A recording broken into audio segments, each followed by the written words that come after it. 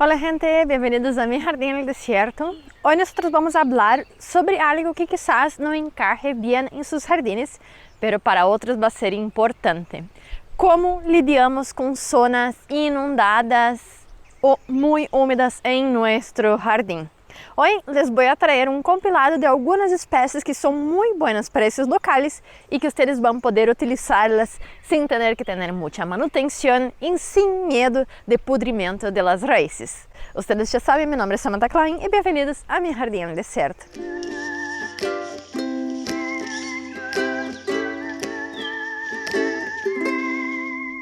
Entonces, hola gente, bienvenidos acá nuevamente a Mi Jardín en el Desierto. Hoy nosotros vamos a hablar de una clase de plantas que nosotros comúnmente no escuchamos hablar mucho porque no es en todos los jardines que vamos a tener esas situaciones. Pero algunas veces nosotros vamos a tener una zona de nuestro jardín que recibe mucha agua de nuestros techos o también zonas más bajas que acumulan mucha agua o hasta mismo un cuerpo de agua en lo cual nosotros vamos a poder hacer ese plantio alrededor a donde siempre va a tener una humedad constante. Muchas de esas plantas también van a aguantar tiempos de sequía y también tiempos sumergidas en el agua, lo que es muy bueno visto que esas características pueden dificultar mucho nuestros cultivos. Pero primariamente, para que ustedes sepan si su zona realmente es uno de esos casos, lo que ustedes pueden hacer es cavar un hoyo de más o menos 30 a 40 centímetros y esperar algunas horas o dejarla descansar por una noche. Si al otro día ese hoyo está entonces con una lámina de agua parada dentro de él, bien, esa es una zona que esas plantas van a venir muy bien. Entonces empezamos por ellas.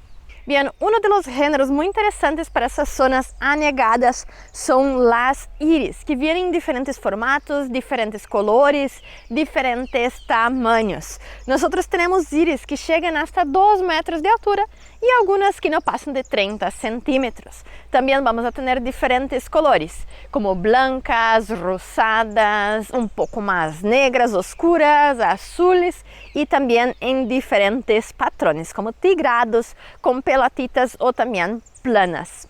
Esas plantas son muy resistentes a diferentes condiciones, como zonas secanas, bien como zonas alagadizas. Pero lo que sí ellas van a necesitar es pleno sol para continuar floreciendo bastante y abundantemente. Otro truco para ellas es que nosotros tenemos que dividirlas a cada 3, 4 años para favorecer su desarrollo y hacer con que ella continúe floreciendo. Visto que cuando nosotros empezamos a tener un conglomerado de iris muy grandes, ellas quedan ahogándose entre sí y pierden la energía y paran de producir flores. O sea que hacer la división y distribuirla alrededor de nuestro jardín va a ser fundamental. Y muchas de ellas también van a adaptarse a zonas dentro del agua, o sea que va a ser especies palustres de iris. O sea que ese género hay que ser considerado en nuestro jardín. Otras plantas muy interesantes y creo que son las más clásicas para zonas un poco más palustres son las alocáceas, colocáceas y xantossomas. Yo voy a poner todas ellas en el mismo grupo visto que sus cuidados son muy parecidos y nosotros vamos a tener diferentes patrones y coloraciones también, como esa completamente púrpura, esa tigrada y obviamente las clásicas orejas de elefante que pueden llegar a monstruosas hojas de más de 3 metros. Y algunas como el ñam también van a poder ser comestibles siendo utilizado en la gastronomía alrededor de todo el mundo. Essas plantas van a soportar entonces condiciones hasta dentro del agua o zonas bien húmedas. Algunas, como las xantossomas, van también a aguantar algunas zonas que no tienen tanta agua, pero van a sufrir un poquito más y pueden empezar a quemarse en los bordes.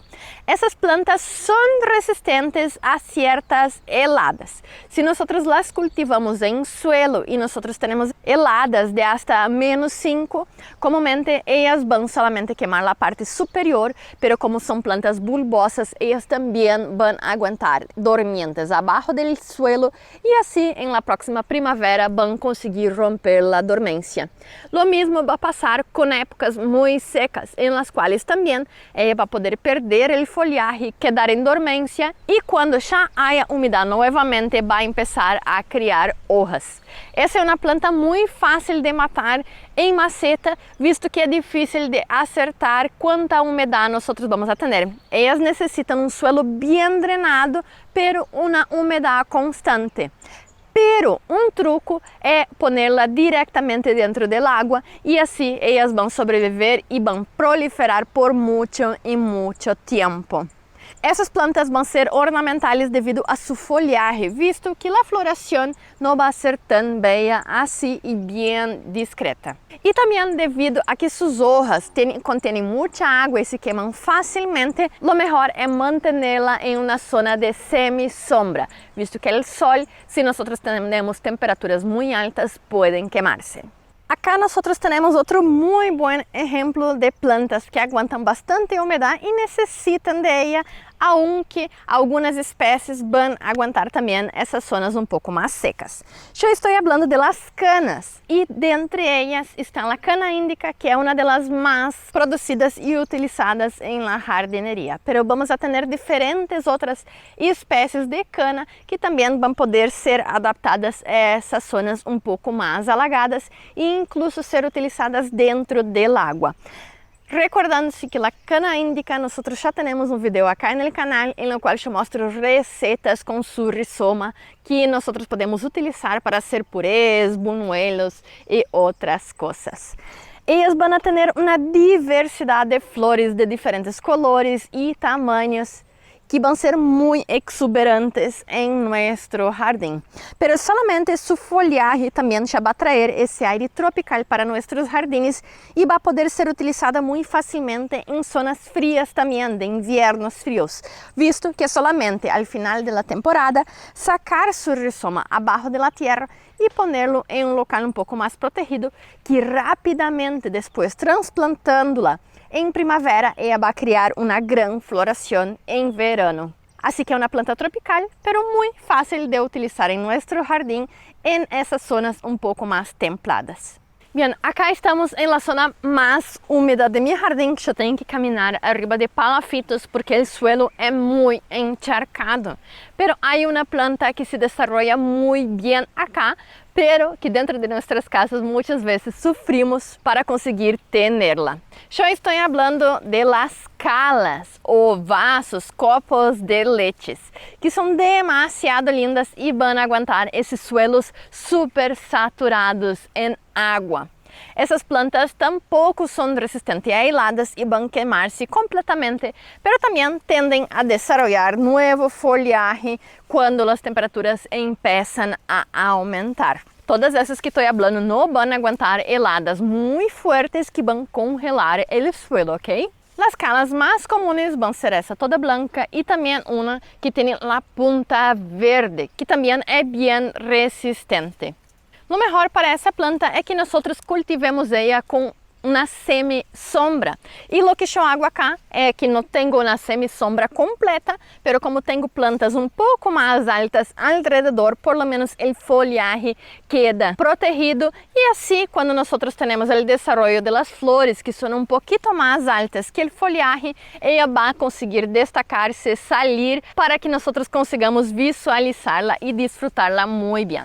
Essa planta é muito boa para polinizadores como escarabajos e abejas e sempre está sendo visitada por elas, fazendo com que seja uma planta muito boa para nós agradarmos todos os nossos polinizadores em nosso jardim.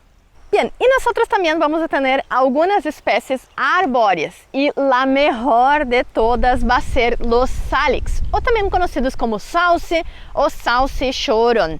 Essa planta, además de criar uma sombra muito boa para nossos espaços mais anegados, ela também nos vai dar muito material para fazer artesanias e utilizar alrededor de nosso jardim.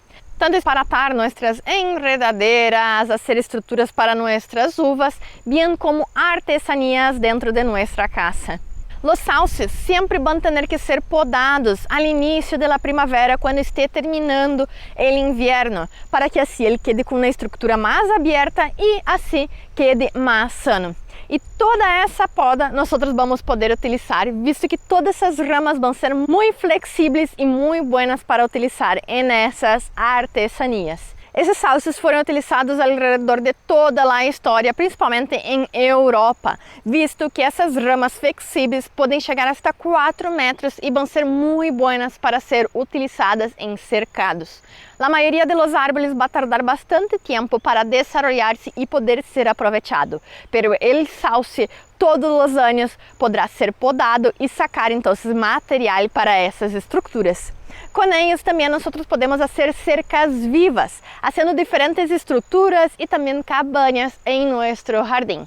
Vale a pena ter por lo menos alguns exemplares e assim nós vamos poder divertir-nos fazendo estruturas únicas em nosso jardim.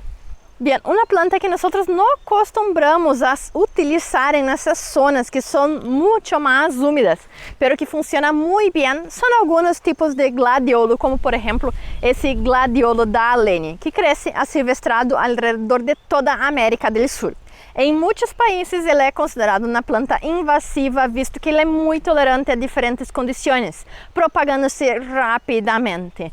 Pero ele vai criar essas flores lindíssimas nessas zonas alagadas que, em la maioria das vezes, vai ter mais folhagem verde que flores. Eles vão ser muito atrativos para diferentes polinizadores, como por exemplo os colibris, e vai generar essas flores, esses pendones muito altos que vão destacar-se ao meio dessas outras plantas que já é hablado. Essas plantas se propagam através de cormos, que ao final da temporada de floração nós podemos sacar facilmente do suelo e assim dividi-lo e esparci-lo ao redor de nosso jardim.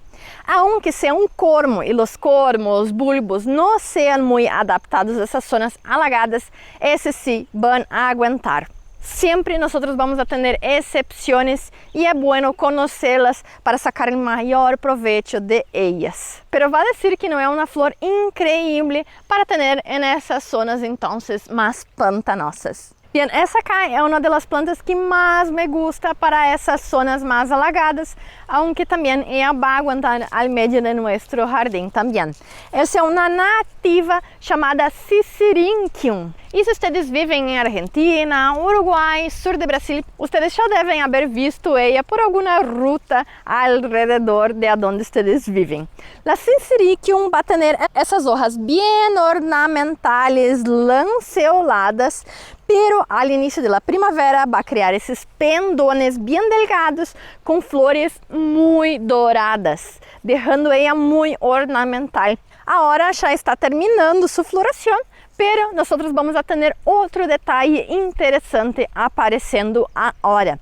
Os capullos de semillas também são muito ornamentales, deixando ela pendente e movimentando-se com o vento, deixando-la ornamental hasta mediados de verano.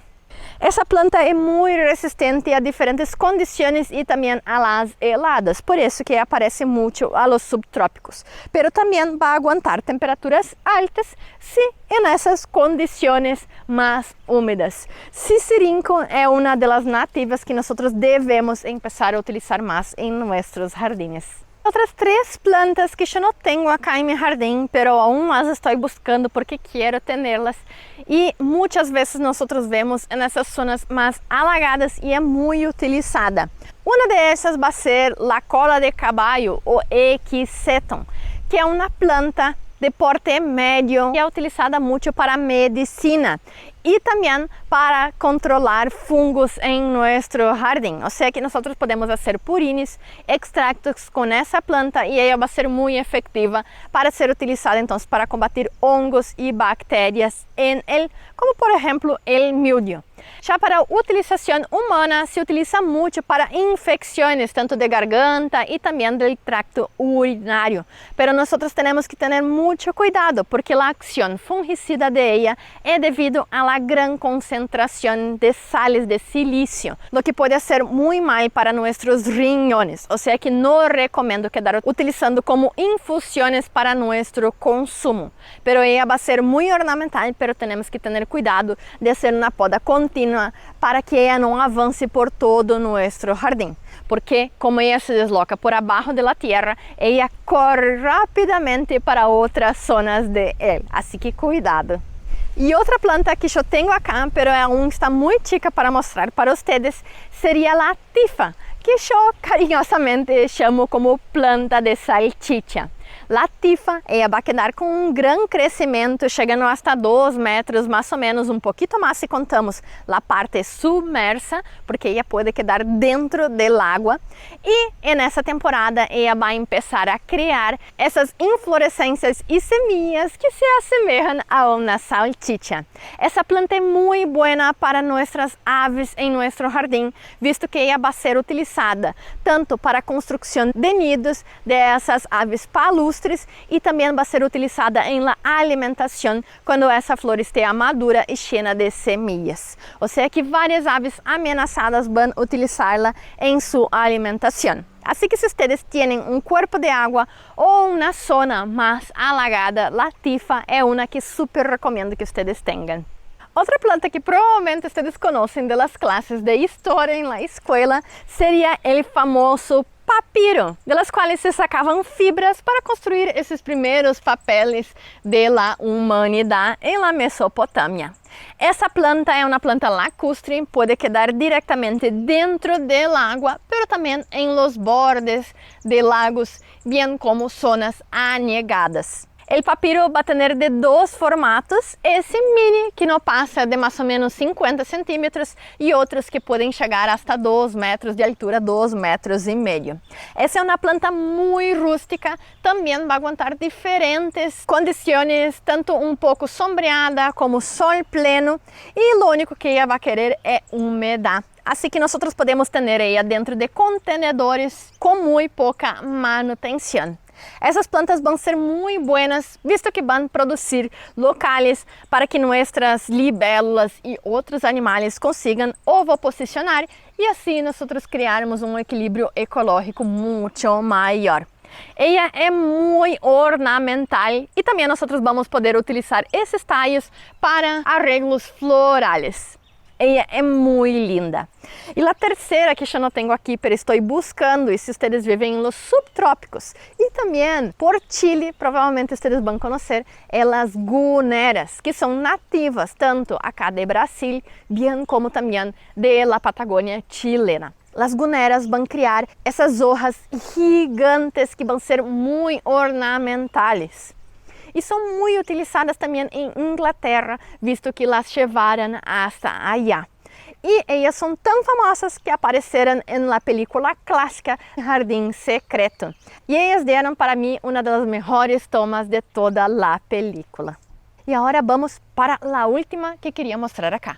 Bem, acá nós temos uma planta que está bem tímida aún, que se chama Echinodorus grandifolius, que quizás vocês conhecem como cuchareiro ou sombreiro de cuero. Essa planta vai quedar muito mais grande que isso. Essa é uma planta de primeira temporada aún e ela é muito medicinal, sendo utilizada como diurética e anti-inflamatória. Pero o mais lindo de ella é sua inflorescência, que como seu nome disse, grandiflorus, ou seja que ela vai produzir pendones de mais de 1 metro de altura com flores blancas que vão destacar-se nesse meio mais lacustre. Essa também é uma planta que vai aguentar diferentes condições, pero vai querer principalmente essa umidade constante em el suelo. Se nós damos mais sol, ela vai crescer muito mais rapidamente e também seus pendones florais vão desenvolver-se muito mais rápido. Pero ela vai aguentar um pouco de sombra também. Essa é uma planta que queria muito conseguir e agora eu tenho essa pequena planta que vocês vão ver em los próximos anos vai quedar massiva. Bien, lo más importante de ese video es mostrar que todas las condiciones de sus suelos van a ser positivas para algún tipo de planta. Muchas veces nosotros quedamos asustados a recibir un jardín para hacer, visto que el suelo es muy arcilloso, muy arenoso, muy seco, muy mojado, pero la evolución se encargó de ocupar todos los nichos y siempre vamos a tener diversas opciones para poner en esos jardines. Si ustedes tienen algún jardín más mojado como el mío, a donde ustedes viven, ¿qué plantas ustedes utilizan? Por favor, compartan acá con la comunidad acá abajo para que nuestros jardines queden cada vez más biodiversos.